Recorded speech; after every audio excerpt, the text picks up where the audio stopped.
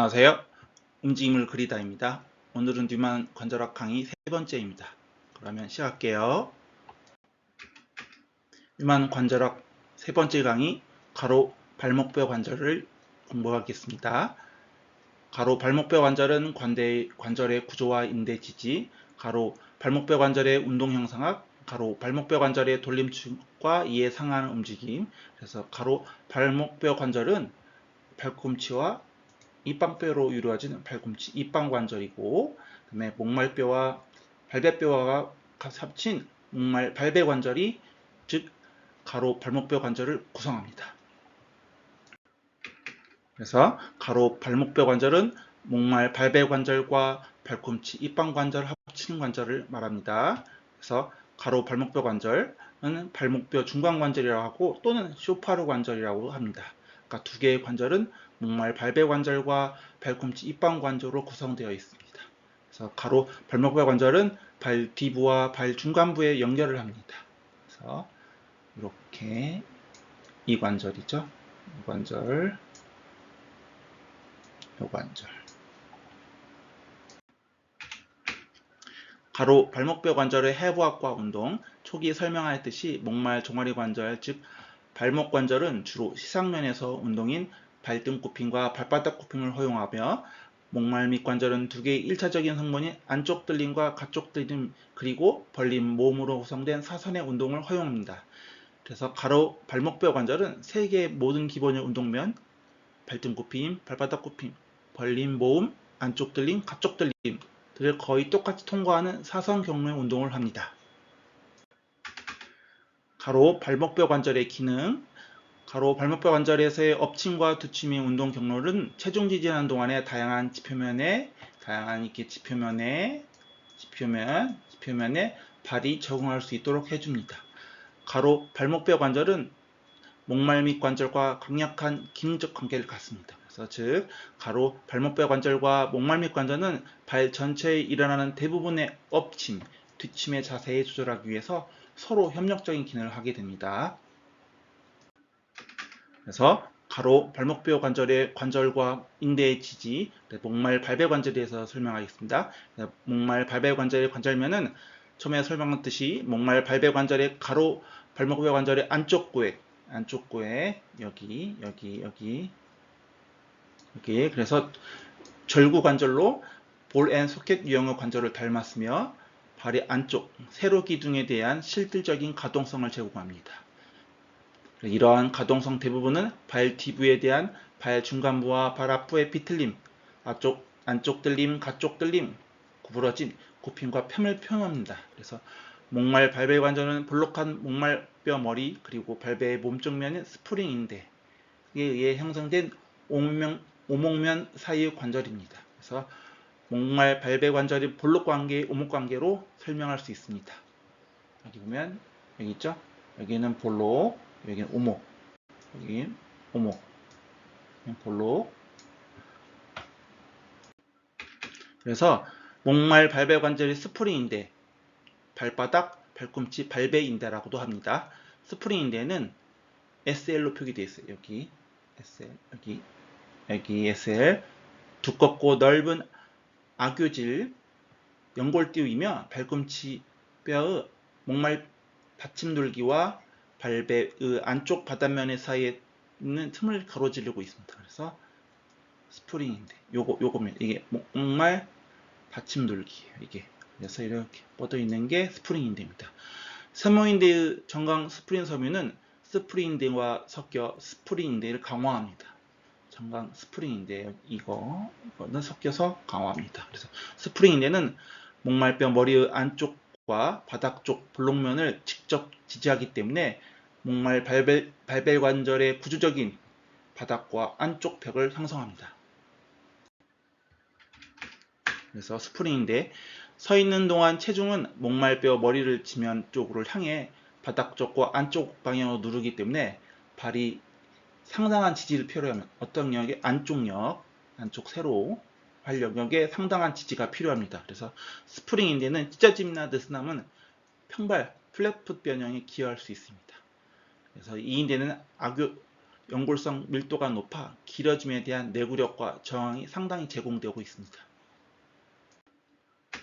그래서 목말 발배관절을 지지하고 강화하는 인대를 요약하자 보면 스프링대는 목말배 머리를 위한 섬유 연골성 거리로 슬링을 형성합니다. 그래서 스프링대는 목말배 머리의 안쪽과 바닥 쪽, 아까 말했죠? 지지한다고 했죠? 그래서 찢어지나 느슨하면 평발을 변형한다고 아까 말했죠? 그래서 등 쪽 목말 발배 인대는 관절 주머니의 등 쪽을 강화하고 등 쪽 목말 관절은 등 쪽 목말 발배 관절 여기 그다음에 두 갈래 인대 발꿈치 발배 섬유 여기 두 갈래 인대 섬유 이건 발배 보면 이쪽에 있어요.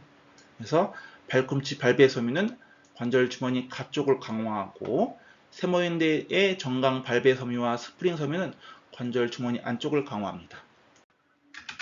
네, 가로 발목뼈 관절의 관절 구조와 인대 지지의 두 번째 관절 발꿈치 입방 관절. 발꿈치 입방 관절은 발꿈치 입방 관절은 발꿈치면의 앞면과 입방뼈의 몸쪽 면의 연결에 의해서 형성된 가로 발목뼈 관절의 가쪽 성분입니다. 각 관절은 오목과 볼록의 망곡을 가지고 있어서 이렇게 가지고 있어서 관절면들은 서로 맞물린 쐐기 모양의 하고 있어 미끄러짐을 저항합니다. 그래서 발꿈치 입방 관절은 오목과 볼록 사이에 같이 존재한다는 거죠. 그래서 발꿈치 입방 관절은 목말 발배 관절에 비해 운동성이 떨어져 있어요. 이렇게 미끄러짐을 저항하니까. 그래서 운동성이 떨어지는데 특히 이마면과 수평면의 운동성이 떨어집니다. 이마면과 수평면은 뭐 있을까요? 이마면은 안쪽 들림, 가쪽 들림. 또 수평면은 벌림과 모음이겠죠. 이게 운동성이 떨어집니다. 상대적인 발꿈치 입방 관절이 뻣뻣함은 가쪽 세로 기둥, 가쪽 세로 기둥에 대해서 안정성을 제공합니다. 그만큼 움직임은 적겠죠?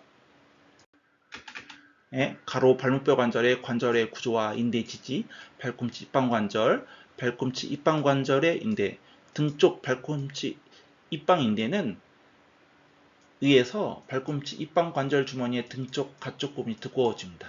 요거에 의해서 그래서 발꿈치 입방 관절은 세계적인 부가적인 인대에 좀 더 안정화되고요. 두 갈래 인대는 발꿈치 입방 관절의 등쪽면 바로 몸쪽에 있는 여기 두 갈래 여기 몸쪽에 있는 두 갈래 인대는 몸쪽에 있는 발꿈치뼈 줄기가 부착된 Y 모양의 조직들입니다. 또 가쪽과 이 줄기는 또 가쪽과 안쪽 섬유다발로 갈라집니다. 발꿈치 입방 관절의 또 인대에 긴 발바닥 인대, 짧은 발바닥 인대가 있고요. 발꿈치 입방 관절의 바닥 쪽면을 강화하고 발의 가장 긴 발바닥 인대는 발꿈치 거치면 바로 앞쪽인 발꿈치 바닥 쪽에 지지하고 여기 긴 발바닥 이거죠. 이거 얘는 가쪽에 있는 3개 또는 4개의 발 허리뼈 바닥 쪽면을 정지합니다.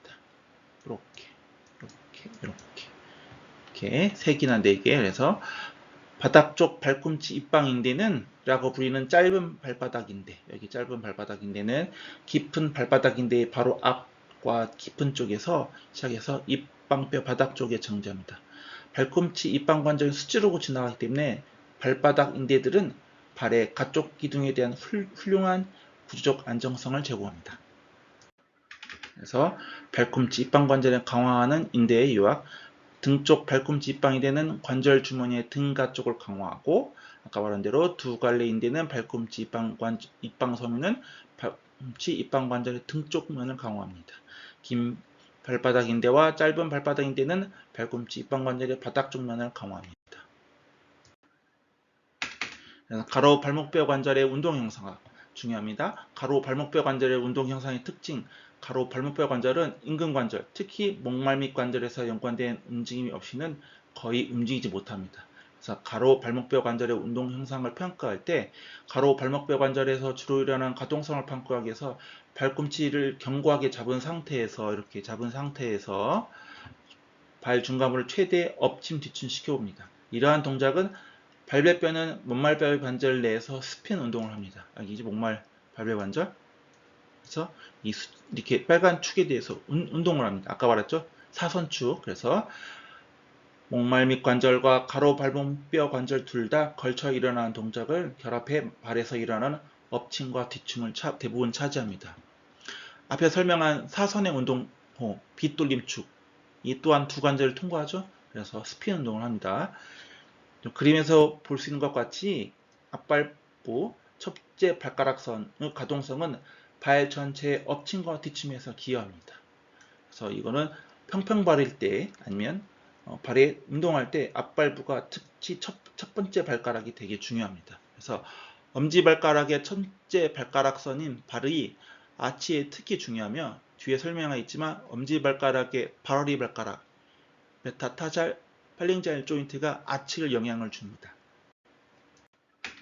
그래서 이제 가로 발목뼈 관절의 운동 형상학, 운동 형상학에서 3개 주목할 만한 사항이 있습니다.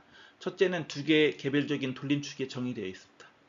이렇게 세로축, 이렇게 세로축과 이게 비축, 이게 가로 발목뼈 관절에서 지나가는 개별적인 축이고요. 둘째, 움직임의 크기와 방향은 일반적으로 체중 지지 활동과 비체중 활동과 다릅니다. 이건 되게 중요하고요. 또 뒤에서 나누겠습니다. 그래서 셋째, 가로 발목뼈 관절의 운동 형상은 목말 및 관절의 위치에 의해 기능적으로 영향을 받습니다. 아까 말했죠? 흡연적 관계. 그래서 아까 말한 대로 체중 지지, 비체중 지지, 그래서 열린 사슬과 닫힌 사슬, 열린 사슬은 OKC, 그다음에 CKC에서 엎침과 뒤침에 관련된 발 뒤부의 동작에 대해서 한번 좀 자세히 해볼게요. 이건 책에는 없는 겁니다. 그래서 엎침, 뒤침, 엎침일 때 열린 사슬은 OKC죠. 발꿈치뼈가 다 가동을 합니다. 그래서 발꿈치뼈 가쪽 붙들림, 그다음에 발등 굽힘, 발꿈치 벌림, 그다음에 엎침에서의 닫힌 사슬은 여기는 이제 발꿈치뼈하고 목말뼈가 이제 합니다. 발꿈치가 가쪽 들림, 목말뼈는 발바닥 굽힘, 모음을 합니다. 어떤 때? 엎침에 닫힌 사슬일 때. 그다음에 뒤침에 이제 열린 사슬은 똑같이 발꿈치의 움직임입니다. 그래서 발꿈치 안쪽 들림, 발바닥 쪽 굽힘, 모음합니다. 발꿈치뼈에서. 그다음에 뒤침에서 닫힌 사슬은 똑같이 발꿈치뼈랑 목말뼈에서만 일어납니다. 그래서 발꿈치뼈 안쪽 들림, 목말뼈의 발등 굽힘, 목말뼈의 벌림이 일어납니다.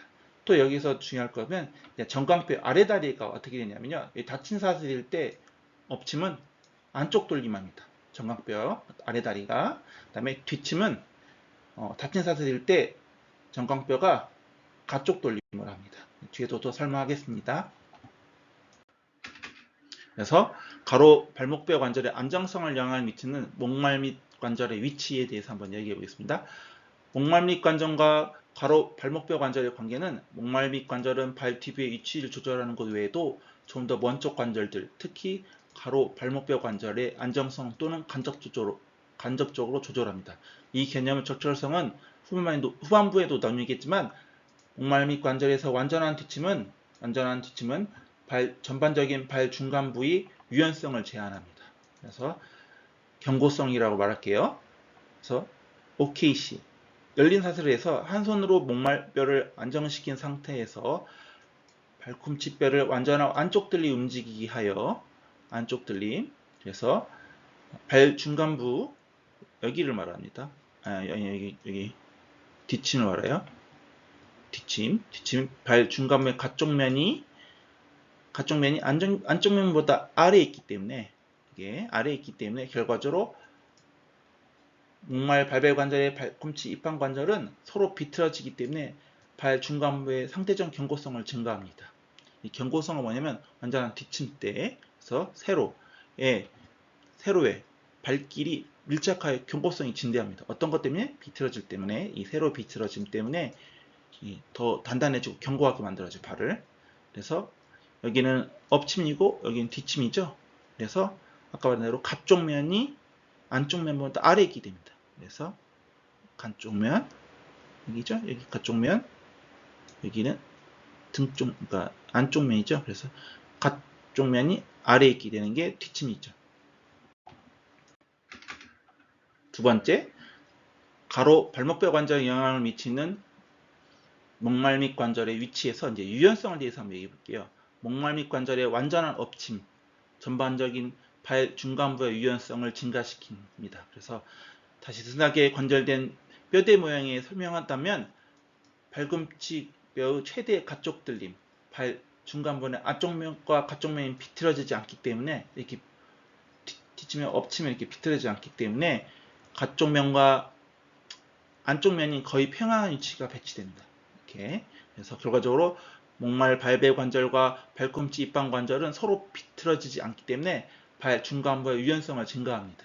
그래서 엎친 발은 유연함이 증가한 발이라고 말합니다. 그래서 발꿈치 뼈가 최대의 안쪽 들림에서 최대의 가쪽 들림 쪽으로 서서히 움직일 때 따라 발 중간부, 그다음에 발 앞부에 다양한 유연성이 있는 발이 됩니다. 유연성 있는 발이 이렇게 되면은 고르지 못한 이 지면에서 적응할 수 있게 만들죠. 그래서 유연성 있는 변화시키는 발 중간부의 능력은 걷기, 디딤기 동안 중요한 역학적 의미를 갖습니다. 이것도 주의도 나눠보겠습니다. 네, 가로 발목뼈 관절 돌림축과 이에 상하는 움직임. 가로 발목뼈 관절은 축이 두 개라고 설명했죠. 그러니까 세로축, 비축. 그래서 직선 앞뒤축과 거의 일치한 엎침과 투침에 일어나는 성분이 가쪽 들림과 안쪽 들림에 일어나는 축으로서 그래서 보면 여기 이 축, AC 이렇게 이 축으로 해서 가쪽 들림, 안쪽 들림이 일어납니다.